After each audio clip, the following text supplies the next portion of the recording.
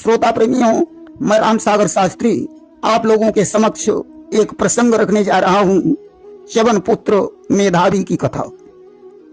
देखिए, व्यास जी लिखते हैं कि ततो मनु साध्य देवा संज्ञायामास भारत श्रद्धायाम जनयामास 10 पुत्रान आत्मवान। देखिए, विवस्वान की पत्नी का नाम संज्ञा था, जिनसे श्राद्ध देव मन की उत्पत्ति हुई। श्राद्ध देव मन का विवाह श्रद्धा से हुआ, जिनसे 10 पुत्र पैदा हुए, जिनमें इच्छा, कुनरग, सरियात, नाभाग आदि का नाम आता है। राजा सरियात बड़े विद्वान और धर्मनिष्ठ राजा थे। सुकन्या नाम तस्यासीत कन्या कमल लोचना। राजा सरियात की एक कन्या थी जिसका नाम सुकन्या था। राजा अपनी पुत्री को बहुत चाहता था। एक बार की बात है, राजा सरियात सुकन्या को साथ लेकर सैनिकों के सहित च्यवन आश्रम पर पहुंचे कि वे एक बार डेरों समेत जा पहुंचे किसी तपोवन में। थे जहां समाधि लगाए हुए ऋषिराज च्यवन हरिचिंतन में। ऋषिराज च्यवन तपस्या में लीन थे। तपस्या करते करते उनके ऊपर मिट्टी का टीला जम गया था। टीले की 2 बागियों से प्रकाश आ रहा था। वारिस की आंखों का प्रकाश था। आज राजा की कन्या खेलते खेलते उस टीले के पास पहुंच गई। उसने देखा 2 छिद्रों से प्रकाश आ रहा है। कन्या ने 2 कांटे लेकर दोनों छिद्रों में चुभा दिए। उसके बदले में बांबी ने 2 खूनी आंसू बहा दिए। सुकन्या ने 2 कांटे लिए और दोनों छिद्रों में चुभा दिए। वे कांटे च्यवन ऋषि की आंखों में जा चुभे। अब तो छिद्रों से खून बहने लगा। खून देखकर सुकन्या डर गई। वह अपने डेरों की तरफ भाग खड़ी हुई। कन्या के इस अपराध से राजा के सैनिकों का मलमूत्र रुक गया।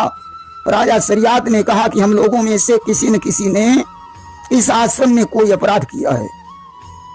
उस समय सुकन्या ने डरते डरते सरियात से कहा, पिताजी, यह अपराध हमसे हो गया है। मैंने 2 कांटे लेकर 2 ज्योतियों में छेद दिए जिनसे खून निकला और मैं डर गई और यहां भाग आई कि अनजाने मुझसे चूक हुई। अब जी चाहे सो करो पिता, त्यागो रखो अथवा पालो, या जीवन मेरा हरो पिता। मुझसे यह गलती अनजाने में हो गई है। अब इसके बदले में आप जो चाहें सजा दे सकते हैं। आज राजा ने उस टीले की खोज की। टीला खुदवाया। च्यवन ऋषि का शरीर प्रकट हुआ। उनका दर्शन करके राजा का जीवन सफल हो गया। परंतु राजा ने उनके फूटे नेत्रों को देखकर महान दुख प्रकट किया। इस अपराध के लिए ऋषि से क्षमा मांगी। राजा ने अपनी पुत्री से कहा, अगर तुम मेरी पुत्री न होती तो मैं तुझे जान से मार डालता। क्षमा मुझसे नहीं, ऋषिराज से मांगनी पड़ेगी। आज तू च्यवन आश्रम में ही रहेगी आज से तू, और ऋषिराज तुझे क्षमा करें तो क्षमा समझ लेना। राजा वापस चला गया। कन्या हाथ जोड़े हुए खड़ी रही, परंतु च्यवन ने उसे स्वीकार नहीं किया कि हाँ भी न कहा, ना भी न कहा। दुविधा में नैया पड़ी रही। ऋषिराज समाधि लगाए रहे, कन्या कर जोड़े खड़ी रही। राजा इंद्र ने सुकन्या के पास पहुंचकर इंद्रासन का लालच दिया। कुबेर ने अलकापुरी का लालच दिया, परंतु सुकन्या के ऊपर इसका कोई प्रभाव नहीं पड़ा। और इसी हाल में सूख कर काटा हुआ शरीर, जागे 14 वर्ष में योगीराज मति धीर। धीरे धीरे 14 वर्ष बीत गए। तब ऋषिराज च्यवन की समाधि खुली। कन्या की भक्ति से ऋषिराज द्रवित हो गए। उन्होंने अश्विनी कुमारों का आह्वान किया। आज अश्विनी कुमार आ गए। ऋषि बोले, हे अश्विनी कुमार, इन आंखों में प्रकाश भर दो। कोई विशेष औषधि देकर ये बूढ़ी देह तरुण कर दो। हे अश्विनी कुमारों, मेरे नेत्रों में प्रकाश भर दो और मुझे वृद्ध से तरुण बना दो। अश्विनी कुमारों ने औषध कुंड का निर्माण किया। उस औषध कुंड में स्नान करके च्यवन ऋषि 16 वर्ष के हो गए। मुनिवर प्रसन्न होकर बोले कि हे अश्विनी कुमार, कि मुनिवर प्रसन्न होकर बोले, अश्वनी सर्वदा सुख पाओ। हे प्रियवर मेरी लायक भी कुछ अपनी सेवा बतलाओ। च्यवन ने कहा, हे अश्विनी कुमारों, तुम हमेशा प्रसन्न रहो, कोई मेरे लायक सेवा हो तो बताइए। अश्विनी कुमारों ने कहा, मुनिवर, मुझे देवों में स्थान नहीं दिया जाता है, कृपया मुझे स्थान दिला दें। ऋषि ने कहा, अश्विनी कुमारों जाइए, कुछ दिनों के बाद तुम्हें देवताओं में स्थान मिल जाएगा। आज अश्विनी कुमारों को विदा करके ऋषि ने योग बल से रत्न जटित स्वर्ण महल, बगीचा और सरोवर प्रकट किया। सुकन्या ने उस सरोवर में स्नान किया और देव कन्या के समान हो गई। सरोवर में से 1000 दासियां निकली। उन्होंने सुकन्या का 16 श्रृंगार किया और उसे लाकर ऋषि के सामने खड़ा कर दिया। अस्तु सुकन्या और च्यवन ऋषि का विवाह हो गया। एक दिन राजा शरियात अपनी कन्या को देखने के लिए गए, परंतु राजा ने देखा वह तपोभूमि रंगभूमि बन गई है। जहां ऋषि कन्याएं होती थीं वहां सहेलियों का जमघट है कि वह तपोभूमि है रंगभूमि। छारही छटा न्यारी न्यारी, प्यारी प्यारी फुलवारी की, करती किलोल क्यारी क्यारी। ऋषि कन्याओं के बदले में जमघट है कुछ सहेलियों का। सत्संग और हरि कीर्तन में चर्चा है रंगरेलियों का। राजा विचार करने लगा, मालूम पड़ता है मेरी कन्या ने च्यवन ऋषि को मारकर किसी और के साथ विवाह कर लिया है। कि सोच रहे थे नृपतियों, देख देख वही धाम, किया सुकन्या देवी ने आकर तभी प्रणाम। उसी समय सुकन्या ने आकर राजा को प्रणाम किया। राजा ने अपनी पुत्री को कोई आशीर्वाद नहीं दिया और बोले, अरे दुष्ट, तूने यह क्या किया? च्यवन ऋषि को धोखा देकर तू जार पुरुष की सेवा कर रही है। सुकन्या ने मुस्कुराकर कहा, पिताजी, जिन्हें तुम जार पुरुष बता रहे हो वे तुम्हारे दामाद भृगुनंदन च्यवन ऋषि हैं। आज राजा ने अपनी पुत्री को हृदय से लगा लिया और च्यवन ऋषि के चरणों में सादर प्रणाम किया। राजा शरियात ने सोम यज्ञ करवाने की योजना बनाई। च्यवन ऋषि ने सोम यज्ञ में अश्विनी कुमारों के सहित सभी देवताओं को बुलवाया। सभी देवता वहां आए।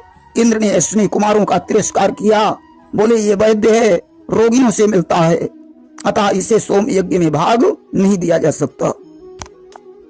च्यवन ऋषि ने कहा, अश्विनी कुमार, तुम्हारी जाति का है, अपनी जाति वाले का तुम अपमान कर रही हो। भले ही तुम इनका सम्मान न करो, परंतु मेरी नजर में अश्विनी कुमार और तुम दोनों समान हो। इंद्र ने कहा, अच्छा ठहरो, चर्चा ही आज उठा दूंगा। अश्विनी और उसके प्रेमी दोनों का नाम मिटा दूंगा। इंद्र ने कहा, अच्छा, अगर नहीं मानते हो तो अश्विनी के सहित मैं इस राजा का नाम ही समाप्त कर देता हूं। आज इंद्र ने शरियात को मारने के लिए वज्र उठाया। च्यवन ऋषि ने अपनी तपस्या के बल से इंद्र के हाथ को वहीं रोक दिया। अब तो इंद्र न गदा चला पा रहा है और न हाथ नीचे आ रहा है। आखिर को इंद्र ने च्यवन ऋषि से कहा, महाराज, मेरी गलती को क्षमा करना, मेरा हाथ नीचे कर दो। अब यज्ञ में अश्विनी कुमारों को भाग दिया जाएगा। आज सभी देवताओं ने अश्विनी कुमारों को भाग दिया। देखिए, च्यवन और सुकन्या के द्वारा एक परम तपस्वी पुत्र पैदा हुआ जिसका नाम मेधावी था। कि च्यवन पुत्र मेधावी नामा, और करई तपस्या विपिन कामा। मेधावी चित्ररथ वन में तपस्या कर रहा था। उसकी घनघोर तपस्या से इंद्र का इंद्रासन हिल उठा। इंद्र ने ब्रह्मा से कहा, ब्रह्मदेव, मेधावी की तपस्या यदि पूर्ण हो गई तो मेरा इंद्रासन चला जाएगा, इसलिए कोई उपाय बताइए। ब्रह्मा ने कहा, मंजू घोषा अप्सरा को भेजकर मेधावी की तपस्या भंग करा दीजिए। आज मंजू घोषा ने नृत्य गीत के प्रभाव से मेधावी की तपस्या भंग कर दी। मेधावी मंजू घोषा पर मोहित हो गए। मंजू घोषा मेधावी के आश्रम पर रह रही है। 85 वर्ष बीत गए। एक दिन मंजू घोषा ने मेधावी से कहा, अब मैं घर जाना चाहती हूँ, मुझे आज्ञा दीजिए। मेधावी ने कहा, दुष्ट, मेरी तपस्या भंग करके अब तुम घर जाना चाहती है, मैं तुझे आज्ञा नहीं, श्राप देता हूँ। अमुनिते ही दीन हो श्राप गहाई, भूतल हो पिशाचिनी जाई। जा तू राक्षसी हो जा। मंजू घोषा चरणों में गिर पड़ी, मुनिवर मेरा उद्धार कैसे होगा। इते ही कहा वचन अमोघ तुम्हारा, और कस हुई है उद्धार हमारा। मेधावी ने कहा चैत्र कृष्ण पक्ष की एकादशी को पाप मोचनी एकादशी कहते हैं। उस दिन उपवास करने से तुम्हारे पाप नष्ट हो जाएंगे। अमुक्ति हेतु उपाय बतलाई, आए जहां च्यवन ऋषिराई। मेधावी मंजू घोषा को मुक्ति का उपाय बतलाकर अपने पिता के पास पहुंचे और मंजू घोषा की सारी कहानी बताई। और सुनत वचन निंदा ऋषि कीना, तात विचार साप नहीं दीना। पुत्र के वचनों को सुनकर च्यवन ने निंदा की, कहा बेटा तुमने श्राप विचार कर नहीं दिया, इसलिए इस पाप से विमोचन के लिए तुम्हें भी व्रत करना पड़ेगा। उधर मंजू घोषा ने पाप मोचनी एकादशी का व्रत किया। उतय अपसरा कीन तप भारी, हुई पावन सुरलोक सिधारी, और निष्पाप होकर स्वर्ग को चली गई। इस कथा को सुनने से चंद्रायण व्रत का फल प्राप्त होता है। प्रेम से बोलिए वृंदावन बिहारी लाल की जय।